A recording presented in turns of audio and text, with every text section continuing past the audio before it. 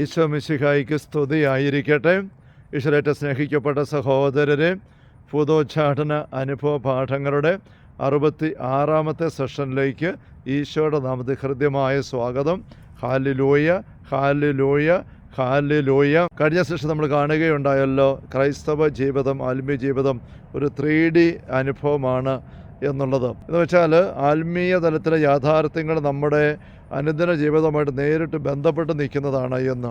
കുറേ വർഷങ്ങൾക്ക് മുൻപ് ഒരു പൈശാചിക പീഡയുള്ള വീട്ടിൽ ഡെലിവറൻസിന് വേണ്ടിയിട്ട് വിശുദ്ധ കുർബാന അർപ്പിച്ചുകൊണ്ട് പ്രാർത്ഥിച്ച ഒരു സംഭവം ഓർമ്മിക്കുകയാണ്. അപ്പോൾ ഇത് പിതാവിൻ്റെ അനുവാദം മേടിച്ച് വീട്ടിൽ ഞങ്ങൾ കുർബാന അർപ്പിച്ചുകൊണ്ട് നിൽക്കുമ്പോൾ കുർബാനയ്ക്കിടയിൽ ശബ്ദമുയർത്തി പാടിടുവിനെന്നുള്ള ആ പാട്ടിൻ്റെ സമയം മുതൽ വീടിൻ്റെ 2ാം നിലയിൽ നിന്നും ഇങ്ങനെ വലിയ കട്ടിയുള്ള മുട്ടി വെച്ച് തറക്കിട്ട് ഇടിക്കുന്ന ശബ്ദം ഇങ്ങനെ ആവർത്തിച്ച് ഞാൻ കേൾക്കുകയാണ്. എന്നോട് കൂടെ കുടുംബാംഗങ്ങൾ കേൾക്കുന്നുണ്ട്.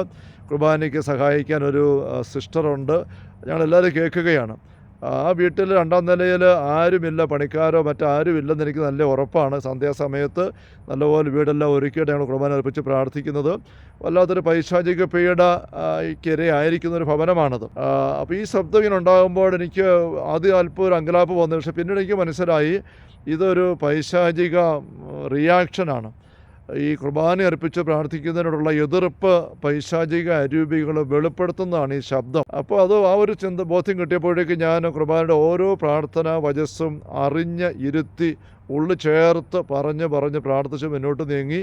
ഈ ഇടിക്കുന്ന ശബ്ദം ഇങ്ങനെ ഓരോ പ്രാർത്ഥന വചസ്സിനും മറുപടി എന്ന പോലെ കേട്ടുകൊണ്ടിരുന്നു. അങ്ങനെ കുർബാന മുന്നോട്ട് നീങ്ങി. നിങ്ങളുടെ വിചാരങ്ങൾ ഉയരങ്ങളിലേക്ക് ഉയരട്ടെ എന്ന് കരങ്ങൾ ഉയർത്തി പ്രാർത്ഥിക്കുന്ന സമയം വന്നപ്പോൾ ഈ മുട്ടുന്ന ശബ്ദം ഇല്ലെന്നായി. എനിക്ക് മനസ്സിലായില്ല എന്താ സംഭവിച്ചെന്നുള്ളത്. പിന്നീട് വർഷങ്ങൾക്ക് ശേഷം ഒരിക്കൽ ഞാനൊരു കുർബാന കഴിഞ്ഞ് പള്ളിയിൽ നിന്ന് ഇറങ്ങി വരുമ്പോൾ ആ കുർബാനയെ സംബന്ധിച്ച കുറച്ചൊക്കെ ഇങ്ങനെ ദർശനം കിട്ടുന്ന ഗിഫ്റ്റുള്ള ഒരു സഹോദരി എൻ്റെ പക്കലെത്തി ഒന്നും വേണ്ടാതെ ഒരു കുറിപ്പ് എൻ്റെ തന്നിട്ട് പോയി. ഞാൻ പിന്നീട് മുറി വന്ന കുറിപ്പ് തുറന്ന് വായിച്ചപ്പോൾ അതിലിങ്ങനെയാണ് എഴുതിയിരിക്കുന്നത്: അച്ഛൻ ഇങ്ങനെ കരങ്ങൾ ഉയർത്തി നിങ്ങളുടെ വിചാരങ്ങൾ ഉയരങ്ങളിലേക്ക് ഉയരട്ടെ എന്ന് പറഞ്ഞ് കുർബാനയെ പ്രാർത്ഥിച്ചപ്പോൾ അച്ഛൻ ഞാനൊരു ദർശനം കണ്ടു. മധുമഹയുടെ മുകളിൽ സ്വർഗം ഇങ്ങനെ തുറന്നുന്ന പോലെ കനത്ത മേഘം താഴേക്ക് വരുന്നു. എന്നിട്ട് ആ മേഘത്തിൽ നിന്ന് 2 കരങ്ങൾ താഴേക്ക് നീണ്ടു വന്നിട്ട് അച്ഛൻ ഉയർത്തി 2 കരങ്ങളിൽ ഇങ്ങനെ സ്പർശിക്കുന്നു. ഇങ്ങനെ കാഴ്ച കണ്ട അച്ഛൻ അത് സ്വർഗസ്ഥനായ പിതാവായ ദൈവത്തിൻ്റെ കരങ്ങളാണെന്ന് തോന്നുന്നത് എന്ന് ആ സഹോദരി കുറിച്ചിരുന്നു. ഞാനത് വായിച്ചു. പിന്നീട് ഞാൻ ഓർത്തു, ഈ വീട്ടിൽ കുർബാന അർപ്പിച്ചപ്പോൾ ഈ സമയത്താണല്ലോ ഈ മുട്ടികൊണ്ട് ഇടിക്കുന്ന സ്വരം ഇല്ലെന്നായത്. യഥാർത്ഥത്തിൽ ആരാധനാക്രമ ദൈവശാസ്ത്രം വെച്ച് പറയുമ്പോൾ കുർബാനയുടെ ആ ഒരു ഭാഗം നിങ്ങളുടെ വിചാരങ്ങൾ ഉയരങ്ങളിലേക്ക് ഉയരട്ടെ എന്ന് പറയുന്ന ഭാഗം വരുമ്പോൾ ഭൂമി സ്വർഗത്തിലേക്ക്, നമ്മൾ സ്വർഗത്തിലേക്ക് ഉയരുന്നു. സ്വർഗം തുറന്ന് ഭൂമിയുമായിട്ട് കൂട്ടിമുട്ടുന്ന ഒരു ഭാഗമാണ്, കണ്ടുമുട്ടുന്ന ഒരു ഭാഗമാണ്. സ്വർഗഭൂമി ഒന്നാകുന്നു. അത് തുറന്നുള്ള 2ാമത്തെ ഗഹന്ത പ്രാർത്ഥനയിൽ സ്വർഗവാസികളുടെയും മാലാഖമാരുടെയും 10,000 ഇങ്ങനെ ഒരുമിച്ച് ദൈവത്തെ സ്തുതിക്കുന്നു എന്ന് പറഞ്ഞിട്ടാണല്ലോ നമ്മൾ ഒന്നായി ഉച്ചസ്വരത്തിൽ എന്ന് പറഞ്ഞുകൊണ്ട് ദൈവത്തെ സ്തുതിക്കുന്ന ഓശാന ഗീതത്തിലേക്ക് പോകുന്നത്. അപ്പോൾ സ്വർഗഭൂമി ഒന്നാകുന്ന അവസരമാണ്. അപ്പോൾ ഈ ചിന്ത വന്നപ്പോൾ ഞാൻ വിചാരിച്ചു, ആ വീട്ടിലന്ന് കുർബാന അർപ്പിച്ചുകൊണ്ടിരുന്നപ്പോൾ സ്വർഗം തുറന്ന് ആ ഭവനത്തിലേക്ക് കുർബാനമധ്യേ ഇറങ്ങി വന്നപ്പോൾ 2ാം നിലയിൽ ഇങ്ങനെ മുട്ടിക്കൊണ്ട് അസ്വസ്ഥത പ്രകടിപ്പിച്ചിരുന്ന പൈശാചിക അരൂപികൾ വിട്ടുപോയതായിരിക്കുമല്ലോ. അങ്ങ് ചിന്ത വരികയായിരുന്നു. നമുക്കിത് വെരിഫൈ ചെയ്യാൻ വരെ മാർഗം. പക്ഷേ കുർബാന സ്വർഗം ഇറങ്ങി വരുന്നു എന്നുള്ള യാഥാർത്ഥ്യമാണല്ലോ. കഴിഞ്ഞ സെഷനിൽ നമ്മൾ പങ്കുവെച്ചതായ ഈശോയുടെ താബോർ മലയിലെ പ്രാർത്ഥനയുടെ അവസരവും ഞാൻ സൂചിപ്പിച്ചു.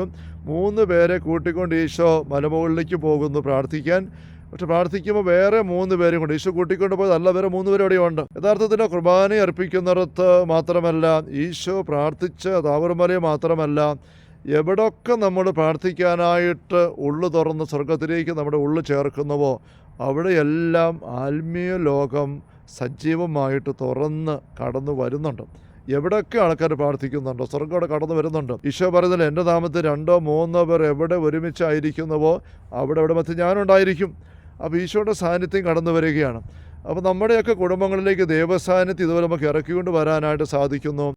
ഓരോ മരണം ഉണ്ടാകുമ്പോഴും ആ മരണ വീട്ടിൽ എന്താണ് സംഭവിക്കുന്നത്? യോഹന്നാന്റെ സുവിശേഷം 14-ാമത്തെ അധ്യായത്തിൽ ആദ്യ വാക്യങ്ങൾ നമ്മൾ വായിക്കുന്നുണ്ട്. പിതാവിൻ്റെ ഭവനത്തെക്കുറിച്ച് ഈശോ പങ്കുവെച്ചിട്ട്, നിങ്ങൾക്ക് സ്ഥലമൊരുക്കാനാണ് ഞാൻ പോകുന്നത്, പിതാവിൻ്റെ ഭവനത്തിൽ അനേകം വാസ്തവങ്ങളുണ്ട്. സ്ഥലം ഒരുക്കി കഴിയുമ്പോൾ ഞാൻ വീണ്ടും വന്ന് നിങ്ങളെ കൂട്ടിക്കൊണ്ട് പോകും, ഞാൻ ആയിരിക്കുന്നിടത്തേക്ക്. അപ്പോൾ നമുക്ക് വചന വ്യക്തതയിൽ വചന വെളിപാടിൻ്റെ കാഴ്ചപ്പാട് നോക്കുമ്പം ക്രൈസ്തവ വിശ്വാസിയുടെ മരണമെന്ന് പറയുന്നത് ഈശോ വന്ന് നമ്മളെ കൂട്ടിക്കൊണ്ട് പോകുന്ന അനുഭവമാണ്.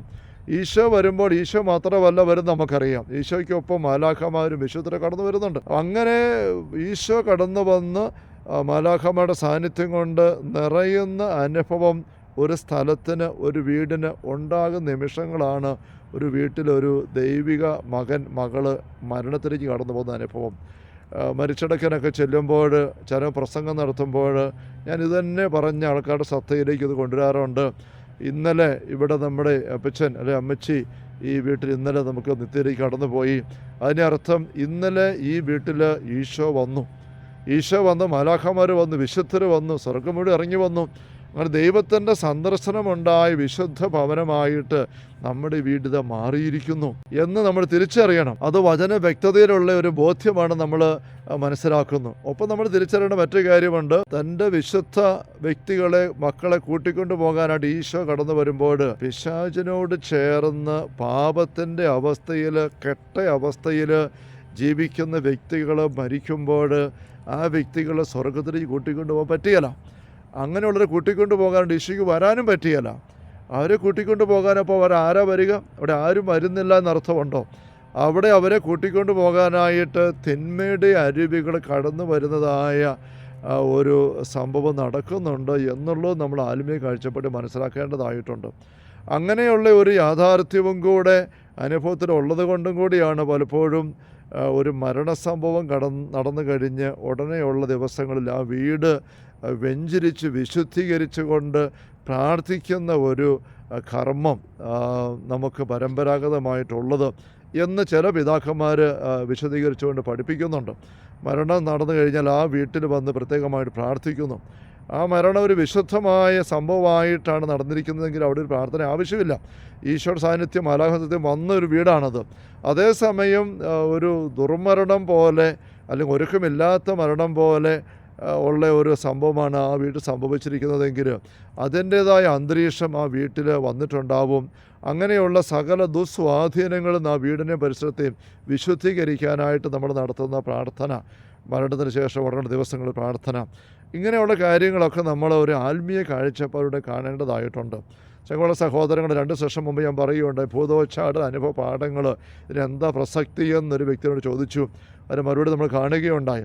കഴിഞ്ഞ ദിവസം നമ്മൾ കാണുകയുണ്ടായി, ആത്മജീവിതം 3D എക്സ്പീരിയൻസ് ആണ്, ഒരു 2D എക്സ്പീരിയൻസ് അല്ല.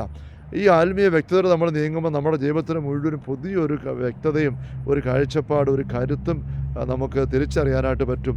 ഒപ്പം നമ്മൾ ജാഗ്രതയുടെ ഒഴിവാക്കേണ്ട തിന്മയുടെ കടന്നുകയറ്റങ്ങളെക്കുറിച്ചുള്ള വ്യക്തത നമുക്ക് ലഭിക്കും. Hallelujah, hallelujah.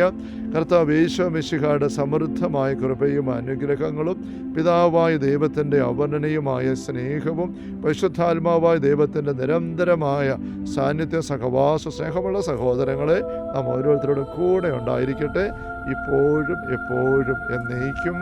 ആമേൻ. Ave Maria, Ave Maria, Ave Maria.